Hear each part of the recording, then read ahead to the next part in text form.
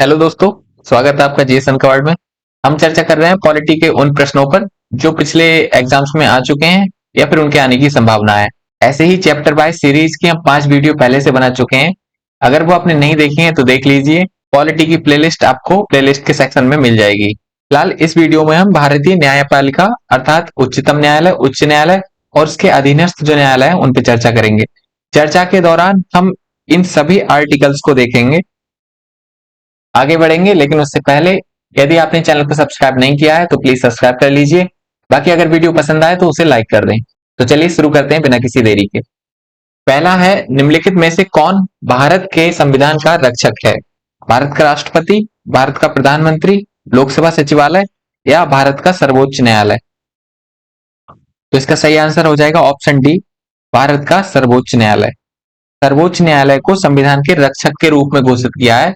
और इसके अलावा सर्वोच्च न्यायालय अनुच्छेद 32 के तहत मूल अधिकारों का रक्षक भी होता है, फंडामेंटल राइट का प्रोटेक्टर। अगला है, भारत के किसी राज्य के उच्च न्यायालय के न्यायाधीश किसके द्वारा नियुक्त किए जाते हैं? यहां ध्यान देने वाली बात है, उच्च न्यायालय के मुख्य न्यायाधीशों की बात की गई है। किसके द्वारा नियुक्त किए जाएंगे? भारत के राष्ट्रपति, भारत के मुख्य न्यायाधीश, भारत का राज्यपाल या विधि आयोग? तो इसका सही आंसर ऑप्शन ए, भारत का राष्ट्रपति।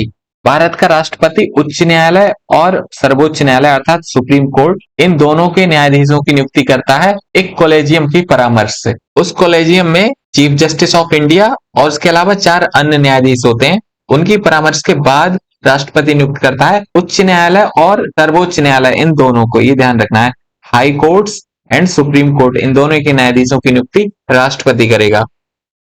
अगला है, मंत्रिपरिषद द्वारा राष्ट्रपति को दी गई सलाह के बारे में निम्नलिखित में से किसके द्वारा पूछताछ की जा सकती है?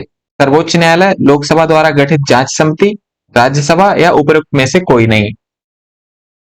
तो ऐसा प्रावधान है कि अगर मंत्रिपरिषद द्वारा राष्ट्रपति को कोई सलाह दी जाती है तो उस पर पूछताछ कहीं नहीं की जाएगी। तो इसका सही आंसर ऑप्शन डी हो जाएगा, उपरोक्त में से कोई नहीं। अगला है, भारत का सर्वोच्च न्यायालय को अस्तित्व में आया। ये आपको डेट बतानी है कि सर्वोच्च न्यायालय कब अस्तित्व में आया था। 26 जनवरी 1950, 28 जनवरी 1950, 15 अगस्त 1949 या 26 नवंबर 1949? तो इसका सही आंसर हो जाएगा ऑप्शन ए, 26 जनवरी 1950 को। जब संविधान लागू हुआ था उसी दिन सर्वोच्च न्यायालय अस्तित्व में आया और इसकी पहली बैठक हुई थी 28 जनवरी 1950 को, पहली बैठक। तो ये क्वेश्चन पूछ ले तब भी आप ध्यान रखेंगे कि सर्वोच्च न्यायालय की पहली बैठक कब हुई थी, तो वो 28 जनवरी को हुई। हालांकि 26 जनवरी को अस्तित्व में आ गया था। अगर क्वेश्चन पूछ ले कि सर्वोच्च न्यायालय सबसे पहले कब गठित किया गया था भारत में, तो उसका सही आंसर आप लगाएंगे 1773 के रेगुलेटिंग एक्ट में। और उस समय सर्वोच्च न्यायालय बनाया गया था कलकत्ता में। अगला है, भारतीय न्यायिक व्यवस्था में जब जनहित याचिका की शुरुआत हुई उस समय भारत के मुख्य न्यायाधीश कौन थे? M Hidayatullah, S Anand, A M Ahmadi या पी एन भगवती? तो इसका सही आंसर हो जाएगा option D, P N Bhagwati. अगला है, भारत के उच्चतम न्यायालय में न्यायाधीशों की संख्या में वृद्धि करने की शक्ति किसमें निहित है? उच्चतम न्यायालय में न्यायाधीशों की संख्या में वृद्धि करने की शक्ति भारत के राष्ट्रपति में, संसद में, भारत के मुख्य न्यायाधीश में या विधि आयोग में? तो इसका सही आंसर हो जाएगा ऑप्शन बी, संसद में। अगर पूछ ले मूल संविधान में कितने न्यायाधीश थे, तो आप क्या लगाएंगे? मूल संविधान मतलब शुरुआत में मूल संविधान में कितने न्यायाधीश थे? तो 8 थे टोटल, और इन 8 में से 7 अन्य न्यायाधीश प्लस एक मुख्य न्यायाधीश, तो ये थे कुल मिला के 8। इसके बाद में धीरे धीरे संख्या बढ़ाई गई। 2009 में 26 से बढ़ाकर 31 कर दी गई थी। ये 2009 वाली डेट आप याद रख सकते हैं जब 31 कर दी गई थी। इसके अलावा लेटेस्ट 2019 में जो संशोधन हुआ था उसमें 34 कर दी गई, अधिकतम संख्या 34। तो अगर क्वेश्चन पूछ ले कि उच्चतम न्यायालय में न्यायाधीशों की अधिकतम संख्या कितनी हो सकती है, तो वो हो जाएगी 34। ये मैक्सिमम है। हालांकि इस समय कितने न्यायाधीश हैं अगर आपको नहीं पता हो तो बता दूं, 32 हैं। अगला है, सर्वोच्च न्यायालय के न्यायाधीश के रूप में नियुक्त व्यक्ति को अपने पद धारण करने से पूर्व किसके द्वारा शपथ या प्रतिज्ञा करनी होती है? कुल मिलाकर यह पूछा है कि सर्वोच्च न्यायालय के न्यायाधीश को शपथ कौन दिलाता है? उपराष्ट्रपति, राष्ट्रपति या उसके द्वारा नियुक्त कोई व्यक्ति, मुख्य न्यायाधीश या उपयुक्त में से कोई नहीं। तो इसका सही आंसर हो जाएगा ऑप्शन बी, राष्ट्रपति या उसके द्वारा नियुक्त कोई व्यक्ति। अगर राष्ट्रपति अनुपस्थित होगा तो उसके द्वारा नियुक्त कोई व्यक्ति उसके द्वारा शपथ दिलाई जाएगी। न्यायाधीशों की नियुक्ति कौन करता है? राष्ट्रपति। शपथ कौन दिलाता है? राष्ट्रपति। और उनको पद से हटाता कौन है? वो भी राष्ट्रपति हटाता है, लेकिन हटाने की प्रक्रिया बहुत कठिन है, वो हम जानेंगे बाद में। अगला है, सर्वोच्च न्यायालय के न्यायाधीश अपने कार्यालय का इस्तीफा किसे पत्र लिखकर देते हैं? वही क्वेश्चन आ गया फिर से कि कौन हटाता है। तो इसका सही आंसर ऑप्शन ए हो जाएगा, राष्ट्रपति। अगला है, भारत के मुख्य न्यायाधीश की नियुक्ति कौन करता है? सर्वोच्च न्यायालय और उच्च न्यायालय के न्यायाधीश, भारत के प्रधानमंत्री, सर्वोच्च न्यायालय और उच्च न्यायालय के वरिष्ठ न्यायाधीशों की परामर्श से भारत का राष्ट्रपति, या सर्वोच्च न्यायालय के वरिष्ठ न्यायाधीशों की परामर्श से भारत का राष्ट्रपति। ऑप्शन को ध्यान से पढ़ना, कंफ्यूज नहीं होना है। मुख्य न्यायाधीश के रूप में उसी व्यक्ति को नियुक्त किया जाता है जो न्यायाधीशों में सबसे ज्यादा वरिष्ठ होता है, मतलब वरिष्ठता के आधार पर न्यायाधीशों की नियुक्ति की जाती है। और इसके लिए राष्ट्रपति परामर्श करता है सर्वोच्च न्यायालय और उच्च न्यायालय के वरिष्ठ न्यायाधीशों से। तो इसीलिए ऑप्शन सी सही हो जाएगा, सर्वोच्च न्यायालय के और उच्च न्यायालय के वरिष्ठ न्यायाधीशों की परामर्श से भारत के राष्ट्रपति द्वारा। यहाँ एक फैक्ट आप ध्यान रख सकते हैं कि वरिष्ठता के आधार पर ही मुख्य न्यायाधीश की नियुक्ति की जाती है, ये सही है, लेकिन इसका उल्लंघन भी हुआ है 2 बार। तो ये 2 बार जो उल्लंघन हुआ है वो क्वेश्चन पूछ लेते हैं कभी एग्जाम में, 1973 में और दूसरा 1977 में। 1973 में ए एन राय को 3 वरिष्ठ न्यायाधीशों के ऊपर वरीयता दी गई और इनको मुख्य न्यायाधीश बना दिया गया। बाद में उन तीनों ने त्यागपत्र दे दिया था हालांकि। और दूसरा मामला होता है 1977 में, जब एम यू वेग को वरिष्ठतम के ऊपर वरीयता देके मुख्य न्यायाधीश बना दिया गया। बाद में जब सेकंड जजेस केस आया था, उस केस में ये व्यवस्था को फिर से पुनर्स्थापित किया गया कि वरिष्ठता को ही आधार बनाया जाएगा। अगला है, भारत में प्रथम मुख्य न्यायाधीश कौन थे? अच्छा क्वेश्चन है, पुराना है। पतंजलि शास्त्री, हरिलाल जे कनिया, एम हिदायतुल्लाह या वी के मुखर्जी। तो ये अधिकांश लोगों को पता होगा, इसका सही आंसर ऑप्शन बी हो जाएगा, हरिलाल जे कनिया। अगला है, भारत के सर्वोच्च न्यायालय की स्थापना हुई थी 1950 के संसद के अधिनियम द्वारा, भारतीय स्वतंत्रता अधिनियम 1947 के द्वारा, भारत सरकार अधिनियम 1935 के द्वारा, या उच्च न्यायालय अधिनियम 1861 के द्वारा। तो इस पे हमने चर्चा की थी कि सर्वोच्च न्यायालय की प्रथम स्थापना तो 1773 के रेगुलेटिंग एक्ट से हुई थी, लेकिन ये ऑप्शन है नहीं। बाद में भारत का सर्वोच्च न्यायालय, जो वर्तमान सर्वोच्च न्यायालय है, वो जो अस्तित्व में आया था वो कब आया था उसकी बात की जा रही है। तो उसका सही आंसर ऑप्शन सी हो जाएगा, भारत सरकार अधिनियम 1935 के द्वारा। भारत के कार्यवाहक मुख्य न्यायाधीश की नियुक्ति कौन करता है? कार्यवाहक मुख्य न्यायाधीश की बात की जा रही है। सुप्रीम कोर्ट में जो न्यायाधीश होते हैं वो 5 तरह के होते हैं दरअसल। एक तो मुख्य न्यायाधीश होता है जिसे चीफ जस्टिस बोलते हैं, और दूसरे अन्य न्यायाधीश होते हैं। इसके अलावा भी एक कार्यवाहक मुख्य न्यायाधीश होता है। कार्यवाहक, इसकी नियुक्ति तब की जाती है जब मुख्य न्यायाधीश का पद खाली हो किसी वजह से, या वो अनुपस्थित हो, या फिर अपने दायित्वों का निर्वहन करने में असमर्थ हो। इन 3 केस में कार्यकारी मुख्य न्यायाधीश की नियुक्ति की जाती है। इसके अलावा तदर्थ न्यायाधीश भी होते हैं। तदर्थ न्यायाधीश की नियुक्ति तब की जाती है जब किसी भी कार्यवाही को पूरा करने के लिए कोरम पूरा ना हो पा रहा हो। तो कोरम को पूरा करने के लिए एक ऐसे व्यक्ति की नियुक्ति की जाती है जो जज बनने के योग्य हो। और एक होता है सेवानिवृत्त। सेवानिवृत्त न्यायाधीश की भी नियुक्ति की जाती है। इनमें से जो 3 है ऊपर के, चीफ जस्टिस, अन्य न्यायाधीश और कार्यवाहक मुख्य न्यायाधीश, इनकी नियुक्ति प्रेसिडेंट करता है। इसके अलावा तदर्थ और सेवानिवृत्त की नियुक्ति चीफ जस्टिस ऑफ इंडिया करेगा, अर्थात भारत का मुख्य न्यायाधीश। तो इसका सही आंसर हो जाएगा ऑप्शन सी, राष्ट्रपति। अगला है, उच्चतम न्यायालय में न्यायाधीश बनने की न्यूनतम आयु कितनी है? 40 वर्ष, 45 वर्ष, 35 वर्ष, या उल्लेख नहीं है? उच्चतम न्यायालय में न्यायाधीश बनने की न्यूनतम आयु, तो संविधान में कहीं भी न्यूनतम आयु का उल्लेख नहीं किया गया है। 3 शर्तें जरूर दी गई हैं कि कौन कौन मुख्य न्यायाधीश हो सकता है, मतलब उसकी योग्यताएं या अर्हताएं क्या क्या होंगी। उनमें से पहला तो यह है कि वह भारत का नागरिक होना चाहिए। दूसरा यह है कि उसे किसी उच्च न्यायालय में कम से कम 5 साल के लिए न्यायाधीश होना चाहिए, या फिर विभिन्न उच्च न्यायालयों को मिलाकर 10 वर्ष तक उसने वकालत की हो। और तीसरा, राष्ट्रपति के मत में उसे सम्मानित न्यायवादी होना चाहिए। तो ये 3 है। न्यूनतम आयु का कहीं उल्लेख नहीं किया गया है, तो ऑप्शन डी सही हो जाएगा, उल्लेख नहीं है। अगला है सर्वोच्च न्यायालय के न्यायाधीशों को उसके पद से केवल किन प्रमाणित आधारों पर हटाया जा सकता है? कदाचार, असमर्थता, उपरोक्त दोनों या फिर उपरोक्त में से कोई नहीं। तो ये दोनों दिए हुए हैं, कदाचार और असमर्थता के आधार पर हटाया जा सकता है, तो ऑप्शन सी सही हो जाएगा। अगर वो इनका दोषी पाया जाता है तो उस पर क्या चलता है? महाभियोग।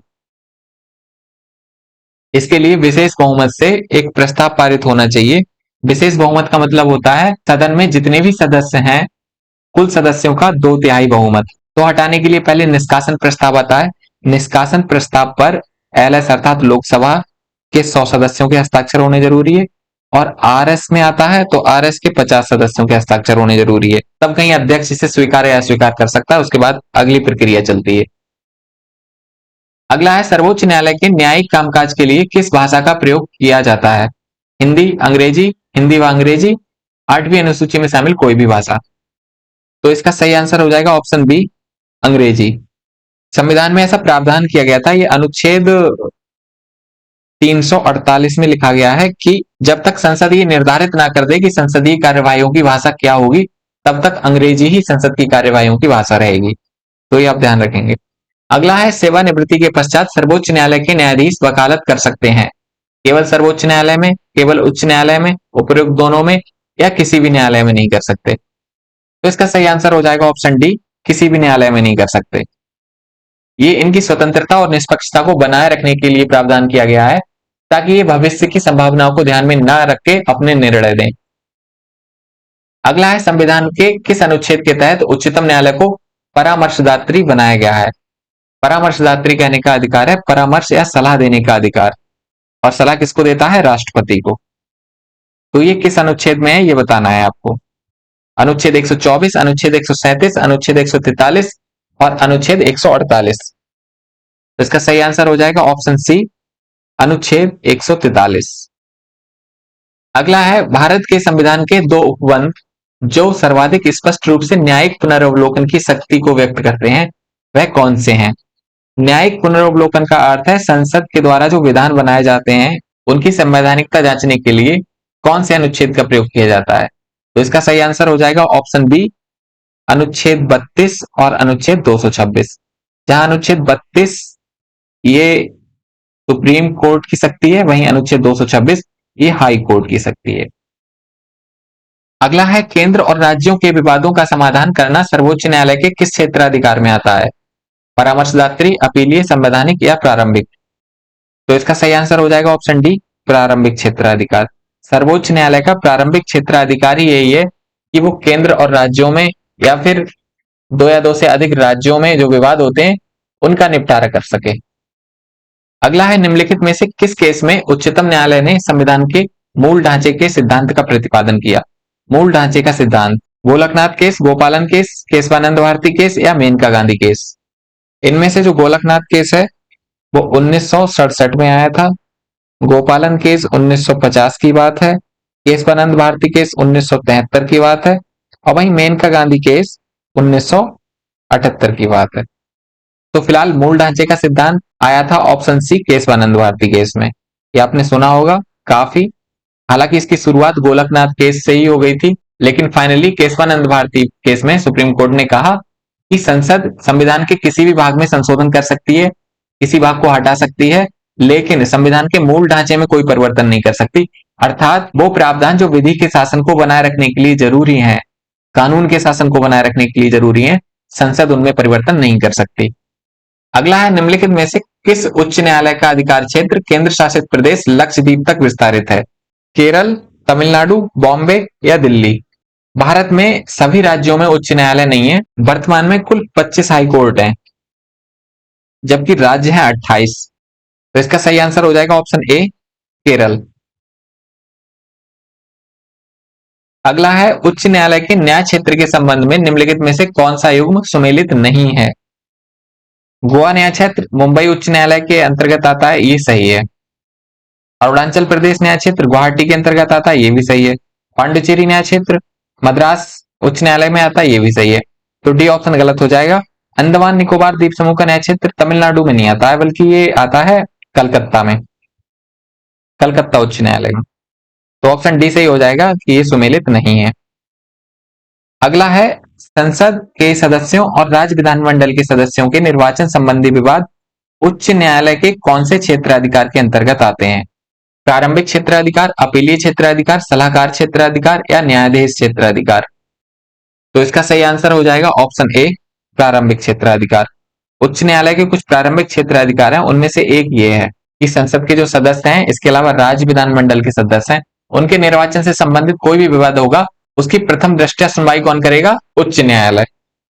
अगला है, राष्ट्रपति उच्च न्यायालय के किसी न्यायाधीश को एक उच्च न्यायालय से दूसरे उच्च न्यायालय में स्थानांतरण निम्नलिखित में से किसकी परामर्श से करेगा?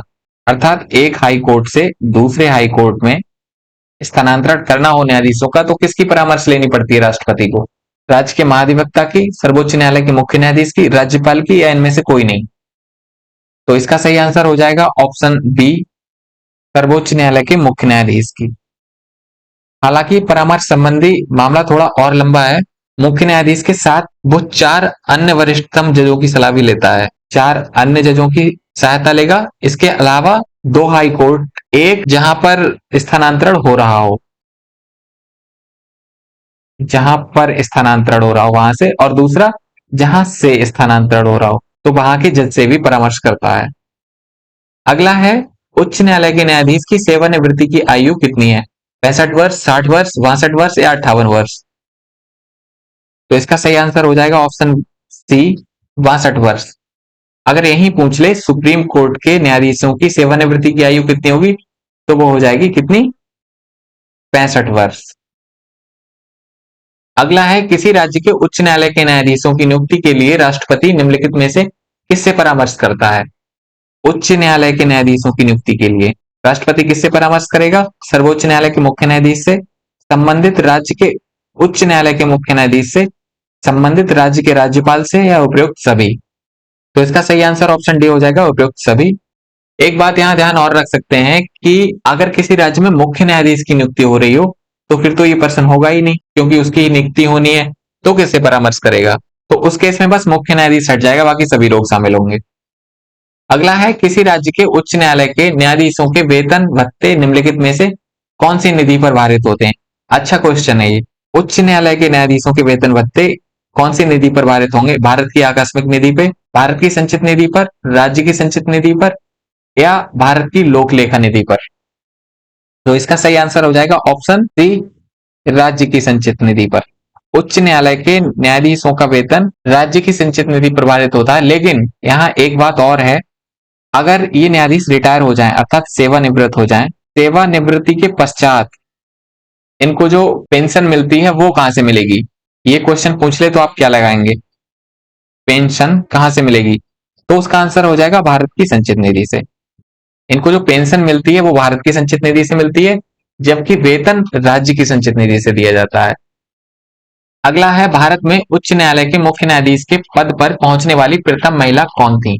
किसी भी उच्च न्यायालय के मुख्य न्यायाधीश के पद पर पहुंचने वाली प्रथम महिला फातिमा बीबी, रीवा क्षेत्रपाल, लीला सेठ या कादम्बिनी गांगुली?